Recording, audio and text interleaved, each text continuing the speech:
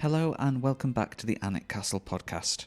I'm Daniel Watkins, and on today's episode we're speaking to Algernon Percy, author of A Bearskin's Crimea, Colonel Henry Percy, VC, and his brother officers.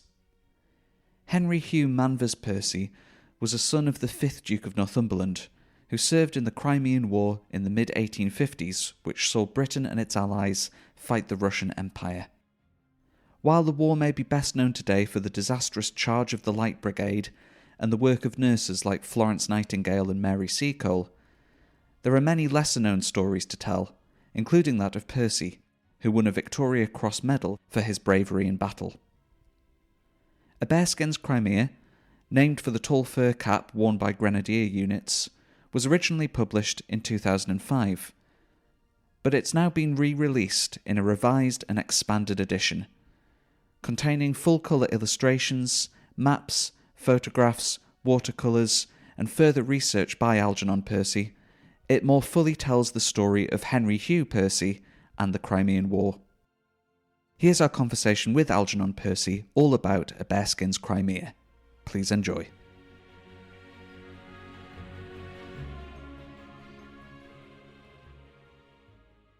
We're very happy to be joined on this episode of the Alnwick Castle Podcast by Algernon Percy, author of A Bearskin's Crimea. Thank you very much for talking to us and for telling us all about Henry Percy. Well, Daniel, thank you very much for having me on your podcast. We'd like to start really with Henry Percy. Who was he, and what made you want to tell his story in the book? I first wrote this book 21 years ago or more because I became fascinated by Henry Percy, as he was someone nobody in the family really knew about. He never married nor had any children, so there was no oral tradition about him. He was the younger son of the Earl of Beverley, so the Earl of Beverley's was a slightly junior branch to the Duke of Northumberland. So this Henry Percy, he's the great-grandson of the first Duke of Northumberland. And as a younger son of effectively a junior branch, he had to make his own way in the world, and he joined the army. And he was a career soldier, basically. And what you have to remember about his career in the Crimea is that although he was a relatively middle-ranking stroke junior regimental officer as a captain running a company of men, there was a dual ranking system in the army for the guards. So he was actually quite an old man for a captain. He was 37, and his army rank was lieutenant colonel. So that's a little bit of a quirk in the system. He's an older man, but who is a captain. Does his military career start in the Crimea, or has he built up a reputation before he goes off to fight in that war? Well, he joined at the age of 19 as an ensign, and his baptism, not exactly of fire, because they didn't fire any shots in anger, but their first posting was in Canada. In 1836-37, there was some sort of an insurrection happening at the time in Canada. So he spent a year or two with his regiment there and produced some rather wonderful watercolours, actually, a couple of which are illustrated in the book, and they're housed in the Canadian National Archives. But the first time he really saw action was in the Crimea 20 years later. Remember that the British Army really had been at peace since Waterloo, 1815. This 40 years later was the first time the army had actually faced a war. So there wasn't really any possibility of Henry Percy or any of his peers seeing action before the Crimea. So it was really new for his whole generation. Absolutely. The only people it wasn't new for were the generals, a lot of whom were in their 60s, early 60s, and had fought as junior officers at Waterloo. Right. So Lord Raglan, for example, the British commander-in-chief in the Crimea, he'd actually lost his arm at Waterloo. And he used to get slightly muddled in the Crimea too. He would sometimes refer to our allies, the French, as l'ennemi, because he was sort of thinking about the time when he was back at Waterloo, and he always regarded the French as the enemy. So he got on, Lord Raglan, very well with the French allies, actually very well. But he couldn't help that slip of the tongue every now and again, which caused everyone a lot of amusement. Yeah, so it's a different world once we get to the Crimean War from Waterloo. France no longer on the opposite side to the British. They're now teaming up to fight the Russians. Yes. And Percy goes along. What are some of his key moments as he arrives in there? Because he's involved, and you explain it really well in the book, in several really important phases of the war. Yes, well, they landed in September 1854 and very quickly, within about a week, had to fight the Russians in a pitched battle, Battle of the Alma. Henry was quite involved in that because the Grenadier Guards, they weren't in the front line actually, but they were in the second line of the advance up the hill against the Russian-held position, where there were a lot of gun batteries pointing towards the British and French lines. But the first line of the British attack fell into a degree of, well, they were repelled by the Russians. And then some of the guards on his left, the Scots Fusilier Guards, they fell into a degree of disarray during the battle. And Percy managed to wheel his company round and fire into the flank of the Russians who were pursuing the Scots Fusilier Guards down the hill. And he saved the day in that little part of the action. Mm-hmm. So that was quite important. And then he served with his regiment throughout the siege of Sevastopol, I say throughout, he was invalided home for 6 months, but aside from that, he served throughout, and he fought at the Battle of Inkerman, which was a pitched infantry battle, which I'm sure we'll talk about later. That's where he won his Victoria Cross, one of the first army VCs. Then in February 1855, he was hospitalised. He became ill like so many other soldiers did. We have to remember that the vast majority of the casualties that the British Army took in the Crimean War were disease.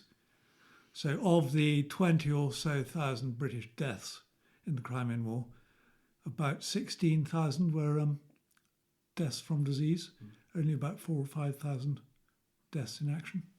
And Henry Percy had his fair share of that disease. He ended up in Scutari General Hospital at the worst possible moment, February 1855, when the death rate there was extremely high. But somehow he managed to survive, was invalided home, went voluntarily back to the front 6 months later, and saw out the rest of the war in theatre. The conditions, you describe them in the book, but a lot of these soldiers were living in quite unsanitary conditions throughout this war. It wasn't the safest place to be, even when you weren't in battle, and even for an officer like Percy. They had a horrible time, actually, right from the very day they landed, which I think was 13th of September 1855. Basically in the summer in the Crimea. The summer was quite warm in the Crimea. But the first night they landed, they didn't have any tents at all. And it absolutely poured with rain that night. Poured. So everybody got completely soaked the first night. The generals felt that it was probably better, in the knowledge that they had to march 25 miles odd to Sevastopol, probably better if they left their knapsacks back on board ship and just took basic rations, rolled up blanket and greatcoat on their backs, and obviously ammunition.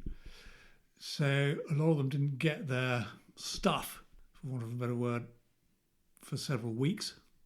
They did get their tents after a few days of landing, but then they kind of got separated.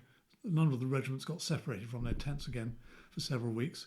And I was reading about the Connaught Rangers the other day, which is another regiment that served on the heights before Sevastopol. They didn't get their tents until, I think, the end of November.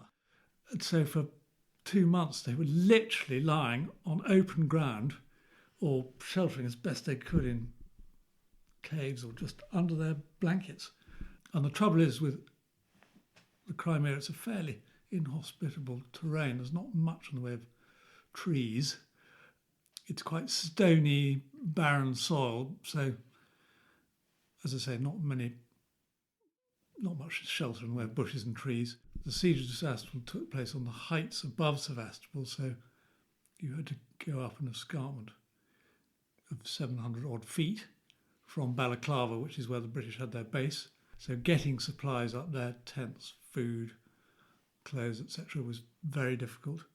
There was a disaster in November 1855 when there was a terrific hurricane took place, and it was just terribly bad luck because it was just at the moment when a big load of supplies had come in from England, and Balaclava, the harbour where the British had their base, is quite small, doesn't have room for very many ships. So during this changeover of ships coming in and going out, a lot of ships were anchored outside the harbour. This terrible hurricane took place, sank a lot of the ships, which were full of warm clothes and ammunition. So they had a really awful winter, which obviously exacerbated the disease situation.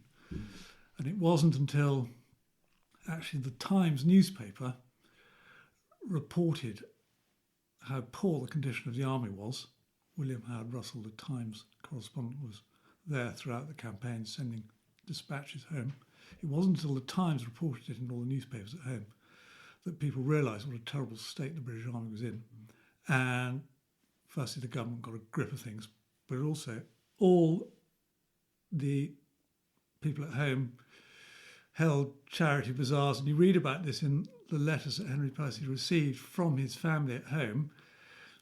They held charity bazaars, they knitted balaclava helmets and jumpers, they went to Fortnum Mason and bought hampers and sent all this material out to their officer friends in the army, but also just to the Times Crimean Fund, which was a general fund for sending stuff to the troops.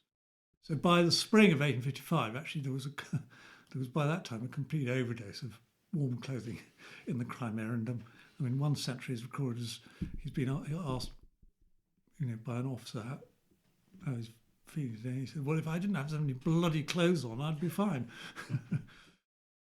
So a total change, but that's partly because of a new way of reporting from the newspapers and the correspondence probably arriving quicker than it ever had in a war before. Yes, the correspondence was jolly good.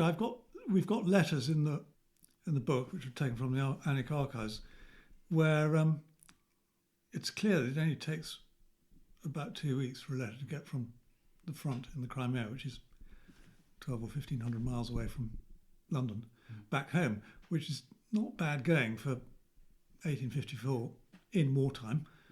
Also, of course, there was the electric telegraph. Yes. And they laid a telegraph cable essentially from the Crimea all the way to London. So there was communication that way.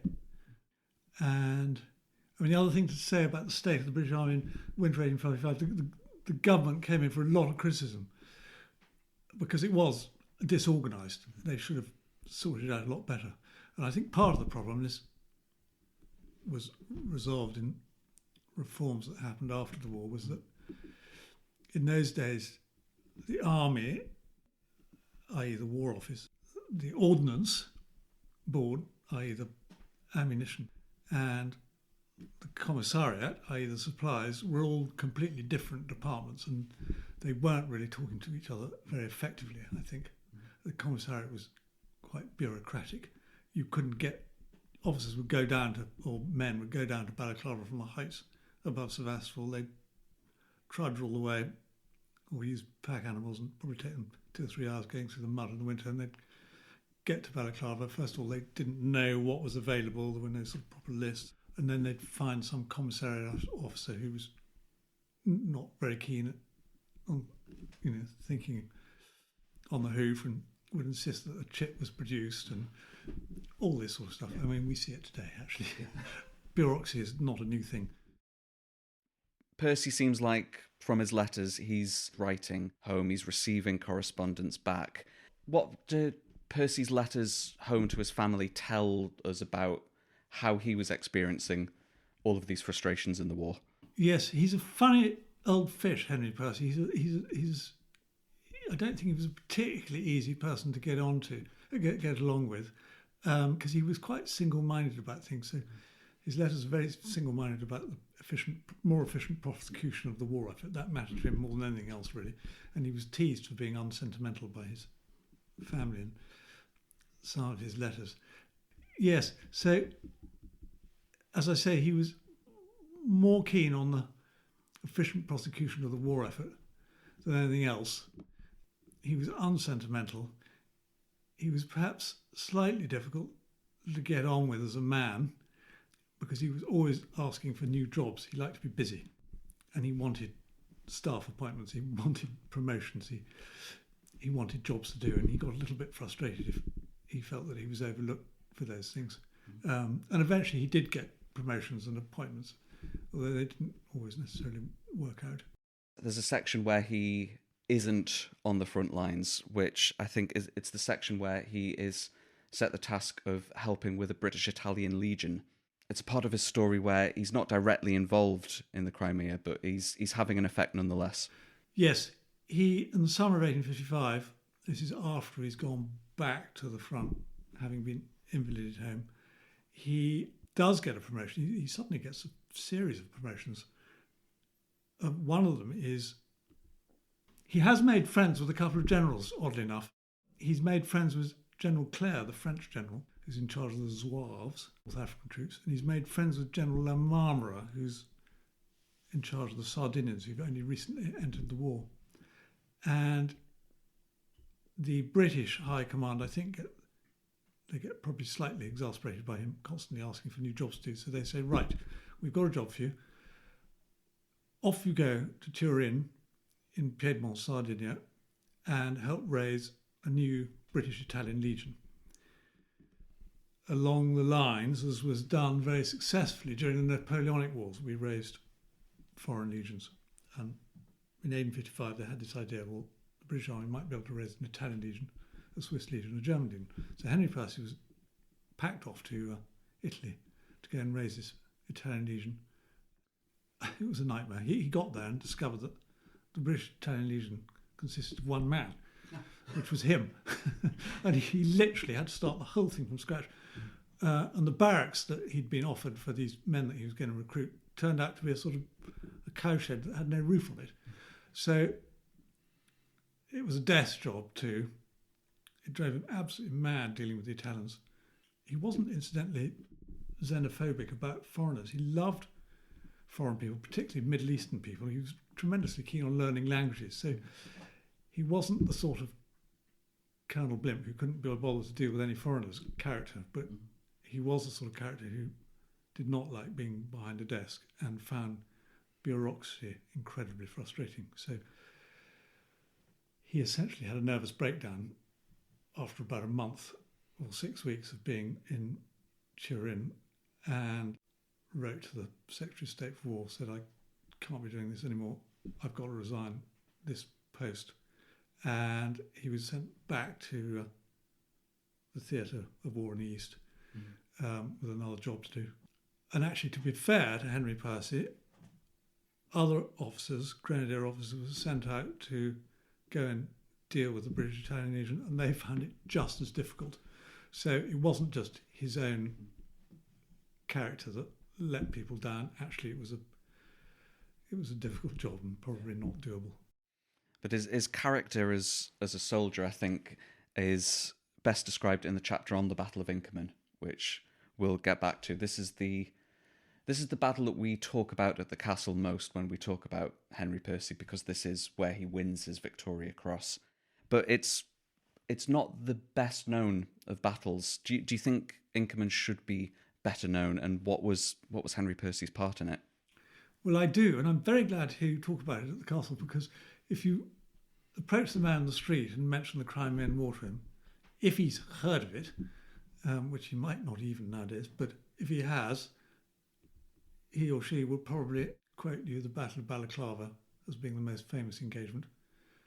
They might mention Florence Nightingale, and they might mention Mrs. Seacole, but they've probably, the average person, not heard of the Battle of Inkerman. But actually, it's an incredibly important and interesting battle. The problem is, of course, Alfred Lord Tennyson didn't write a poem about it. Also, there's never been a film done of it. It's not a very easily filmable battle, for the simple reason that it was foggy. It fought in the fog. And it was also fought over a deeply ravined and wooded mountainside. But it's important because it was a full-scale Russian infantry attack. You had 40,000 Russian infantrymen making a surprise attack on the British lines, which consisted of only 8,000 troops, so 40,000 plus, incidentally, over 100 heavy artillery pieces that the Russians managed to bring up to the heights of Inkerman, against 8,000 British, and eventually, towards the middle of the day, 8,000 French who were able to come to their assistance. But even after the French had arrived, you've got a ratio of 2.5 to 1. And the number of Victoria Crosses that was awarded at the Battle of Inkerman was 18, which is double the number that were awarded for the all-famous Battle of Balaclava, and I think about 3 times the number that were awarded for Alma. So in terms of all the engagements that were fought in the Crimea, Inkerman is the one that was the hardest fought clash of arms. And arguably, actually, it is the hardest fought clash of arms on European soil between Waterloo in 1815 and the outbreak of the First World War in 1914. And if we had lost the Battle of Inkerman, the war essentially would have been over. We would have been kicked out of the Crimea, and that would have been that. Ironically, the fact we won it means that it wasn't a decisive battle because the status quo continued, yeah. So I think that's one reason why it was not remembered. Henry Percy, he survives the battle. He doesn't win his Victoria Cross posthumously, and he performs some amazing acts of bravery through the thick of this fighting. Yes, and we should mention as well that he'd been wounded at Alma only 6-7 weeks before, where he was shot through the arm and couldn't really function for several weeks. He had to go on board ship, and we've got a photograph of one of the letters he wrote from on board ship with his left hand, yes. And you can see that he must have been in enormous pain in his right hand, not being able to write with it. But somehow or other he was fit enough to fight and use his right hand at Inkerman. And the Guards fought around the sandbag battery, which was a famous focal point during the battle that changed hands between the Russians and the Guards several times. There was a complete melee of hand-to-hand fighting. All the regiments were mixed up. It wasn't a set-piece battle dictated from on high by generals like Waterloo or Alma or Balaclava. This was every man for himself, essentially. And I think one of the reasons why the British ended up being victorious was that their officers and soldiers were just so much better trained and had greater initiative than the Russians, who, many of them were conscripts. They were not properly trained. They did not have the requisite initiative. There's a British artillery officer who describes the Battle of Inkerman, and or at least the sort of one of the reasons why they won it. And Captain Hanley, he's called. He says, colonels of regiments led on small parties and fought like subalterns, captains like privates. Once engaged, every man with his own general. So Henry Percy led, during this time around the sandbag battery, a posse of soldiers to charge the Russians. They got into the battery. They fought with the Russians. Henry Percy was wounded by a stone thrown in his face from a Russian above the parapet. Meanwhile, he, in his own words, was exchanging thrusts with his sword through the embrasures between the sandbags. Everyone was using bayonets and stones because a lot of people had run out of ammunition. A lot of people's ammunition got wet in the drizzle. Anyhow, on this particular occasion, Henry Percy, with this group of men, managed to push back the Russians, and they pursued them down the hill forwards by 100, 200 yards, and started firing at some more Russians across this ravine. I've been to the spot in question. It's illustrated in the book, not only with new maps, but also photographs of what it looks like today. And then he realised that they were in danger of being surrounded, because he saw some Russians practically in their rear through the fog. They were also running out of ammunition. But he managed to find a sheep's track and round up 50 men and find a way back to, not back to base exactly, but back to safer home territory and get hold of more ammunition and get back into the fight. And a Victoria Cross well earned. And a Victoria Cross well earned. But remember, in those days there were no posthumous VCs.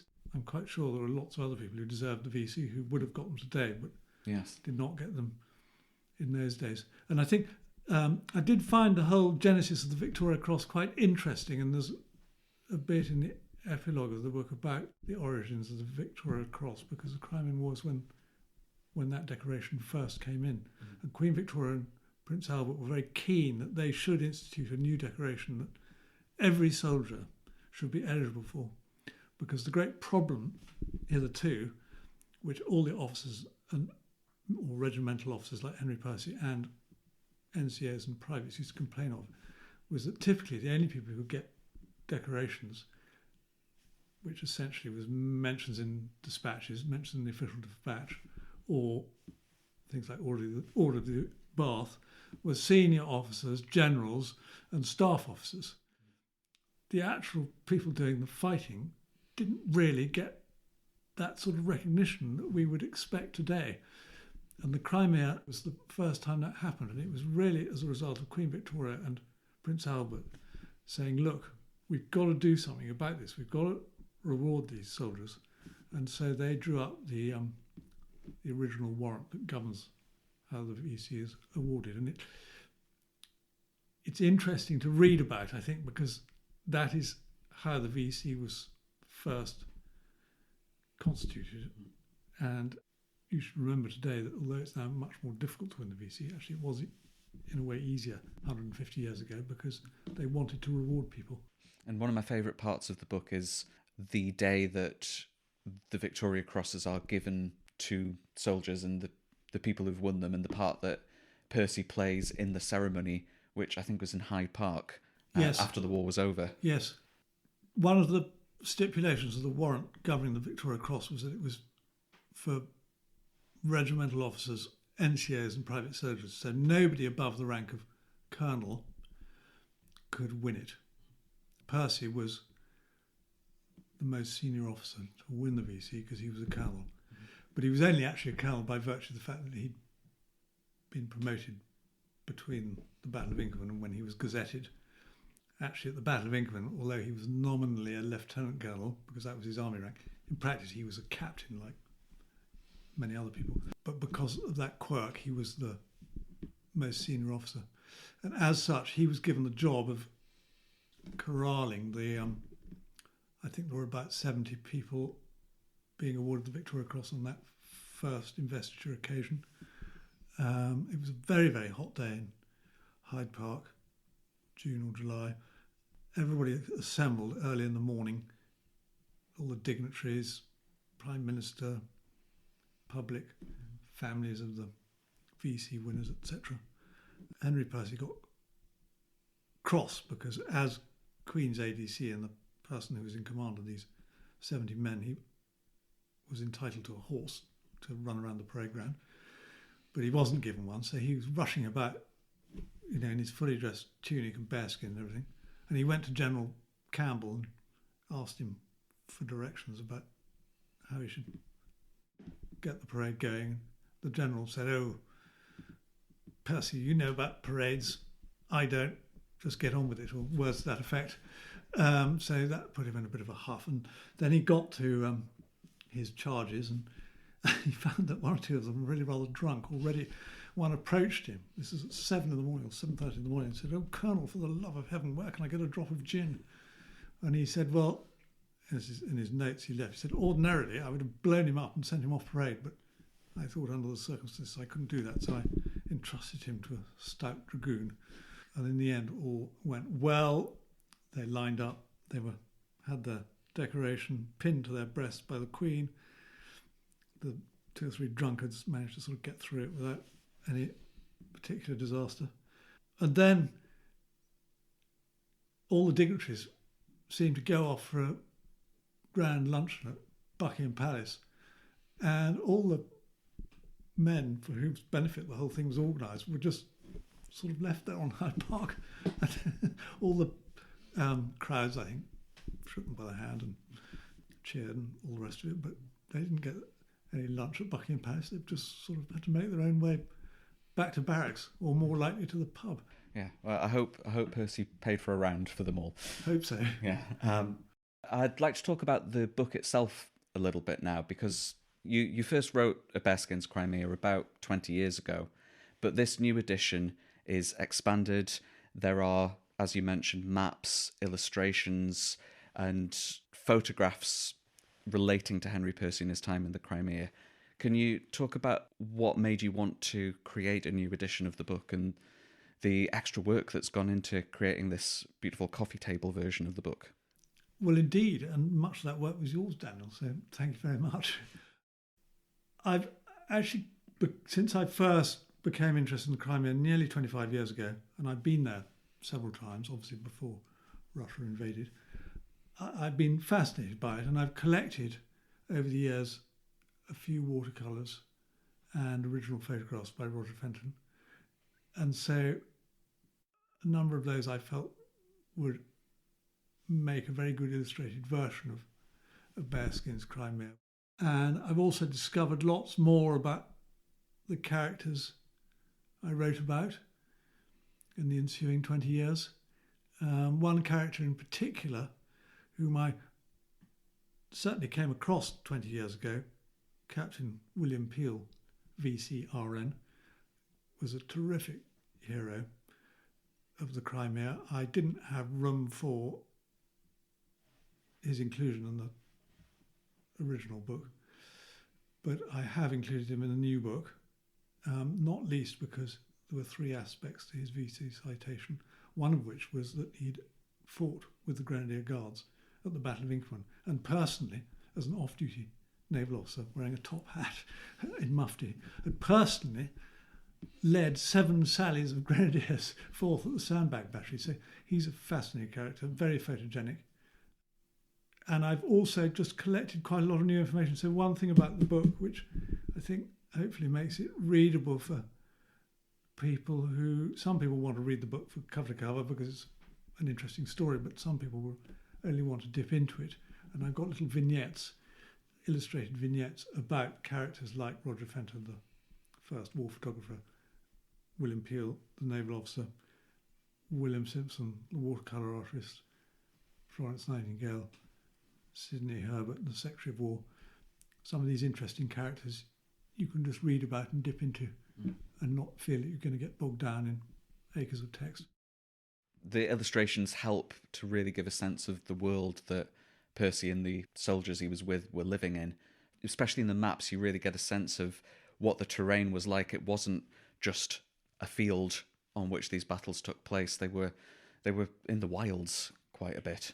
Yes, and I've tried to match the illustrations very closely with the text, page by page. So, for example, there's one photograph of 2 or 3 ships in Balaclava Harbour, and there are lots of photographs out there of ships in Balaclava Harbour, but I've got the photograph of HMS Diamond and HMS Wasp, which are 2 ships relevant to the story, because HMS Diamond was Captain Peel's own ship, and HMS Wasp was the ship that Henry Percy spent 2 nights on when he was ill in Balaclava Harbour. So it's not just a generic photograph of any old ship in any old harbour in the Crimea. It's very, very pertinent to the story. And it all relates to Percy's story as well. There are some great photos of him in there, dressed in his finest with his monocle in.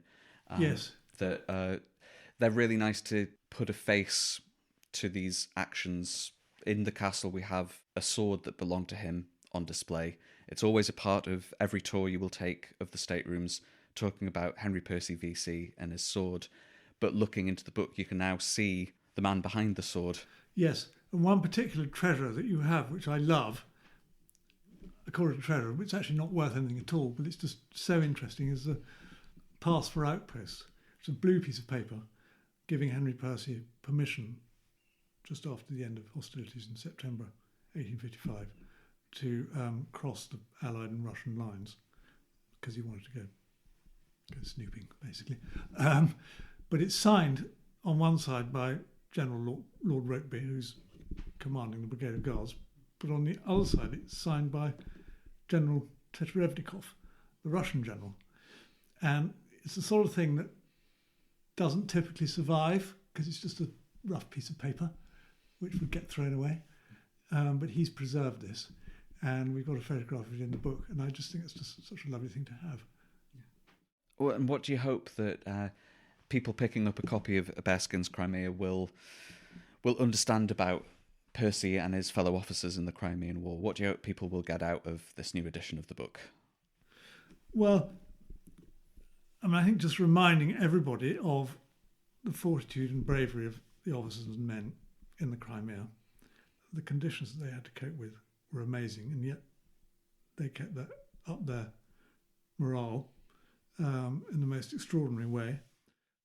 I want to highlight the origins of the Victoria Cross, which I've mentioned before. I think also I'd like to highlight, I certainly find it very interesting, is the technological improvements during that war.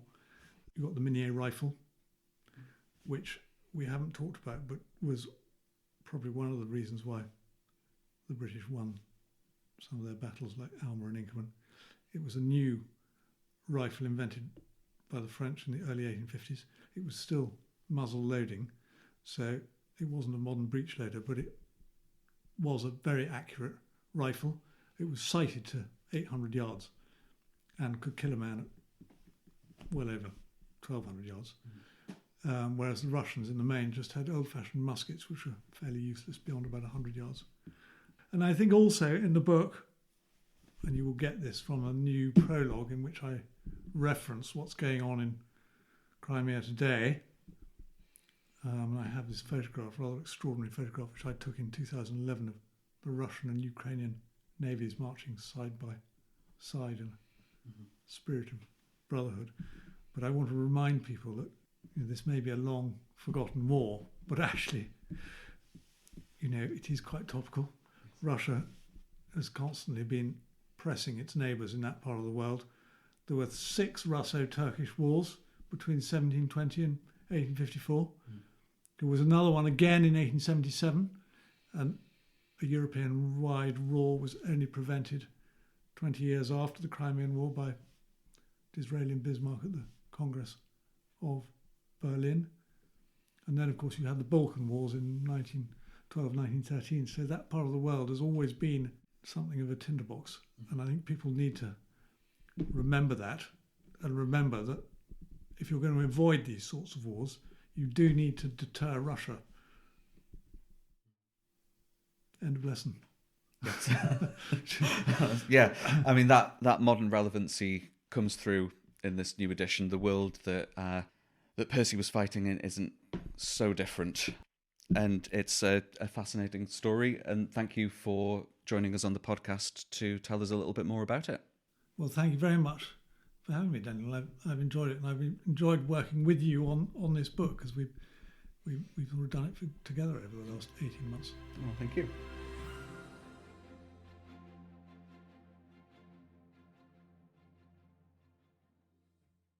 A Bearskin's Crimea is now available to buy. Pick up a copy from one of the Alnwick Castle gift shops, or visit alnwickcastle.com/shop to get yours today. During your visit to Alnwick Castle, you will also be able to see Henry Percy's sword in the staterooms, and don't miss the stone carving of his Victoria Cross on the wall of the Falconer's Tower in the castle grounds. If you enjoyed this episode, please let us know with a rating and a 5-star review on your podcast platform. We'll be back with another new podcast next month, but until then, I've been Daniel. Thank you very much for listening, and goodbye.